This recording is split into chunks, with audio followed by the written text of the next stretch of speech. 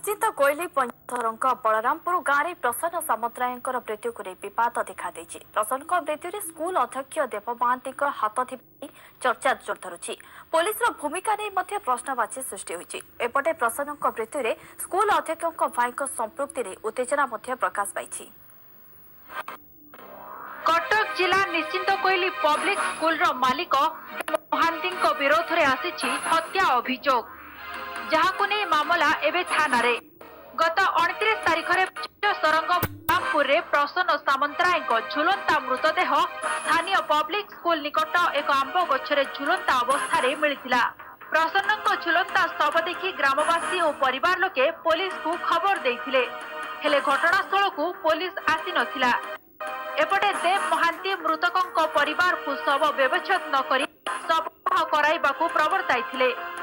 प्रसन्न मृत्यु स्कूल मालिकों हाथ थिबा परिवार लोके अभियोग आनिछंती। प्रसन्न मृत्यु पर दुख रे भांगी पड़िछंती परिवार लोके। आईएएस का फोन जाइला, आईएएस कहले कि तमे डेढ़ बड़ी एठी आस आमे एक्शन नवा कथा नबु। तापर एठी देमांती आसी अपोज कले जे नाही थाना को जीवन कि पीएस की जीवन पोस्टमार्टम हबनी। सेति भाई अपोज कले माने आमे जानू जे तांकर किछि एथरे संपर्क अछि। सेति भाई आमे हत्या बोली कि जानू जदि लेके आसिए पोस्टमार्टम भाई एलआईसी का कटि जो बहुत असुविधा हो। आपण गोटे काम करन आकु रखि देई के नियंत्रणि बाहर प्रेशर पड़ला। अन्यपटे घटनार तदंत आरंभ होइथिबा कहिसंती निश्चित कोइली थाना अधिकारी। काल रिपोर्ट देना था आज आसी गोटे हत्या अपराध एत करी रिपोर्ट देछंती केस रेस्टी न्यूज हस्पिटल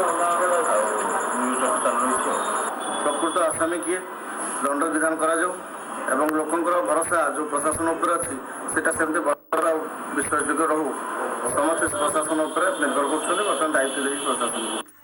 तेबे यह आत्महत्या ना हत्याकांड ता पुलिस तदंत पर ही जणा पड़िबो। सालेपुर आशीष पंडांग रिपोर्ट नक्षत्र न्यूज।